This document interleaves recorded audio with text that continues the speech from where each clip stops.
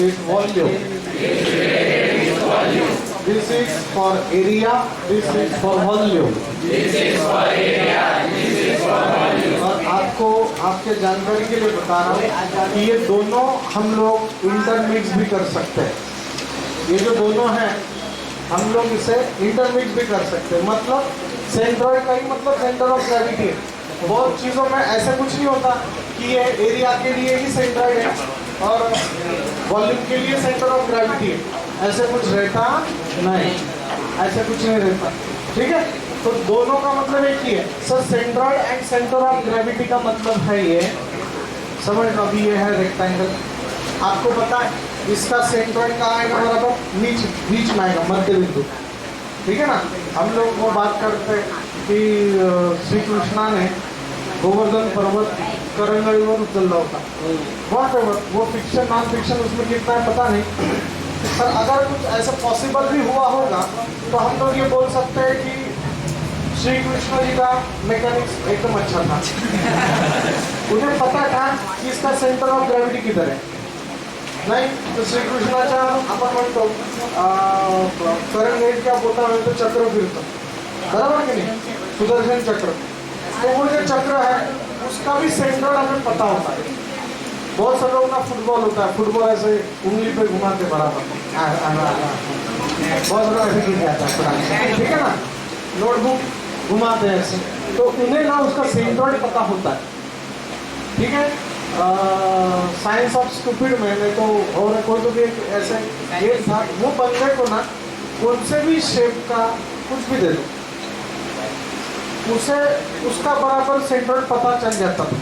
मतलब कोई भी वैल्यू दे दो, अभी ये it looks like a rectangle, पर इसमें भी ना वेट कम ज़्यादा है। देखो ये साइड में वेट इधर है, इधर वेट कम है, इधर वेट ज़्यादा है, व्हाटएवर, और उससे वो बराबर अंदाजा आ जाता है और 2 या 3 अटेम्प्ट में वो बराबर उसको स्टेबल कर लेता था। ये तो 7-8 चीज़ है, आप कौन सा भी चीज़ दे दो ऐसे, ठीक है, ऐसे कौन से भी शेप का चीज़ दे दो उसको उसका सेंट्रॉइड पता चल जाता था। ठीक है, तो this concept is very important. Centroid या हमें कैलकुलेशन से जानना है। मैकेनिक्स में अभी ये सब रेगुलर शेप है, रेक्टेंगल है, त्रिकोण है, चौकोन है, व्हाटएवर। सिंपल सा देखते हैं। This is the line, length is L, this is the centroid, denoted by G, centroid मतलब center point, where all mass is supposed to be concentrated, बराबर है। तो ये this is the G, ये G है, तो this is the L/2 and this is the L/2, चार बार बात करो। x bar is equal to distance of G from y axis, x bar is equal to distance of G from y axis, x bar is equal to distance of G from y axis, x bar is equal to distance of G from y axis, x bar is equal to distance of G from y axis, x bar is equal to distance of G from y axis, x bar is equal to distance of G from y axis, y bar is equal to distance of G from x axis, y bar is equal to distance of G from x axis, y bar is equal to distance of G from x axis, y bar is equal to distance of G from x axis, y bar is equal to distance of G from x axis। x है तो y है तो x है, x है तो y है तो x है, x है तो y है तो x है। x bar is equal to distance of G from y axis and y bar is equal to distance of G from x axis, x bar is equal to distance of G from y axis and y bar is equal to distance of G from x axis, x bar is equal to distance of G from y axis and y bar is equal to distance of G from x axis। Square,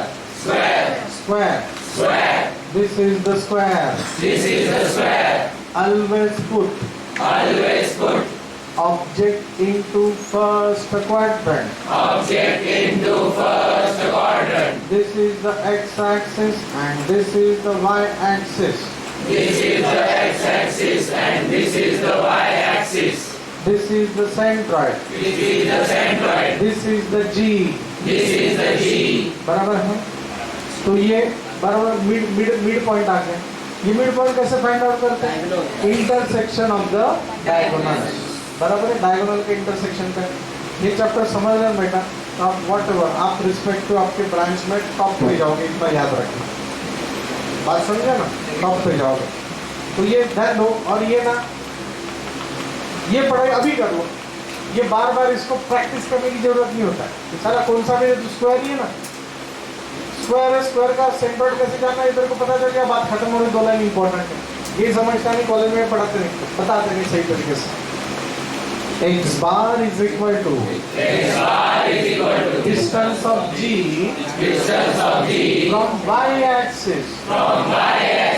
मतलब centroid का distance from y axis। मतलब ये हो गया x बार, म्हणजे y पासून x से x पासून y है, ऐसे क्रॉस कनेक्शन है। तो बहुत से लोग क्या लगता है x bar is equal to distance of g from x axis क्यू x तो इधर x है, हाउ है बात समझे ना? Distance of g from y axis कर जाओ काम। y bar is equal to distance of g from x axis, क्योंकि y बार है ना, दिमाग में आना चाहिए, y बार है ना, मैं x एक्सिस पासून चालू करें, x बार है ना वो y एक्सिस पासून चालू करें। समझा क्या? डिफिकल्ट है क्या? तो x बार कितना आएगा देखो अभी। हाँ, x बार कितना आएगा आणि हे समजत नाही, मी परत सांगतो, लक्ष द्या। x बार क्या आएगा समझ लो, ये 10 है, x बार कितना आएगा 5। कैसे 5 लिया? 10/2 10/2 लिया क्योंकि ये 10 है, 10 का हाफ, 10 का हाफ मतलब 5, तो 10 का हाफ मतलब ये b है, तो ये b का हाफ कर लो।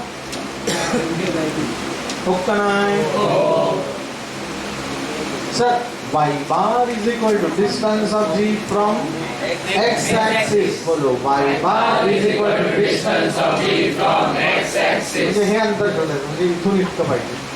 ये मतलब ये किसका इसका प्रोजेक्शन किस पे जाएगा? इस पे। तो ये मतलब क्या है? d है, तो समझ लो ये 10 है, तो ये कितना आएगा? 10/2 10/2 मतलब b/2 होता है।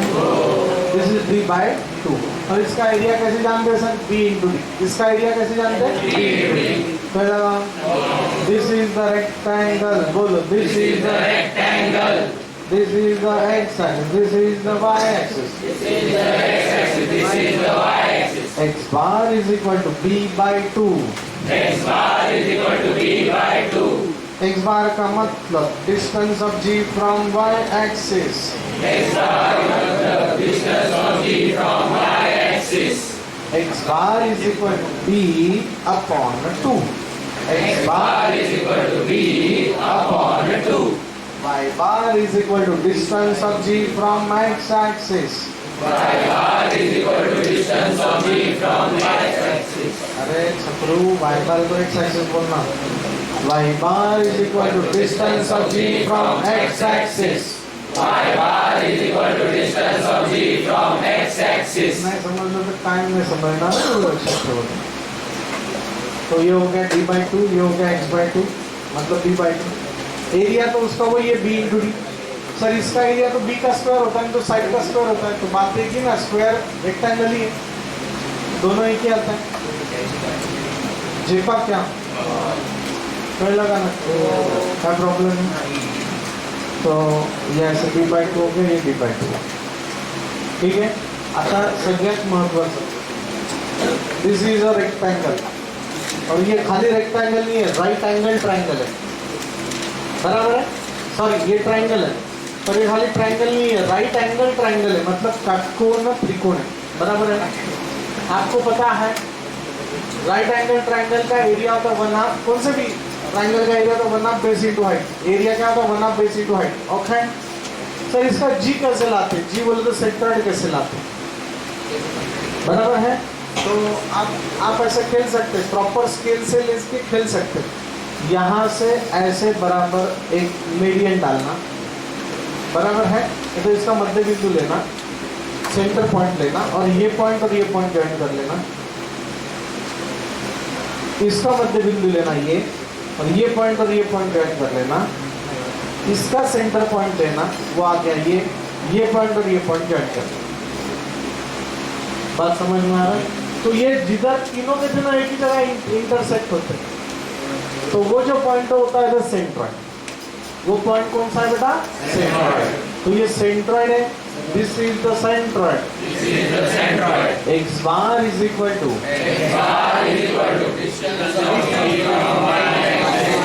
distance of g from y axis। y axis तो ये है, ये उसका बेस हो गया, ये उसका हाइट हो गया, बराबर है। तो x बार ये मतलब ये समझ लो, टोटल ये 9 है, 9 है, तो ये आएगा 3। क्यों? क्योंकि 9/3 होता है। ये कैसे सर डिफाइन करके रखा है साइंटिस्ट लोगों ने, ये खाली आपको पता होना चाहिए, प्रूफ करके रखा है।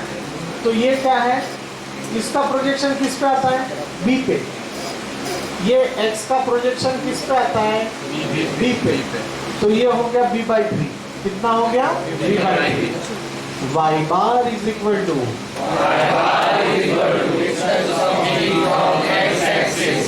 y bar is equal to distance of g from x axis मतलब ये इसका प्रोजेक्शन किस पे आएगा? टोटल y पे आएगा। मतलब टोटल कितना है? h। तो h/3 कितना है? h/3, that is h/3। x bar is equal to b/3 and y bar is equal to h/3। चलेगा। अभी मुझे हर वक्त आपका ये चाहिए, x बार का मतलब क्या लिखना? Distance of g from y axis, और y बार का मतलब क्या लिखना?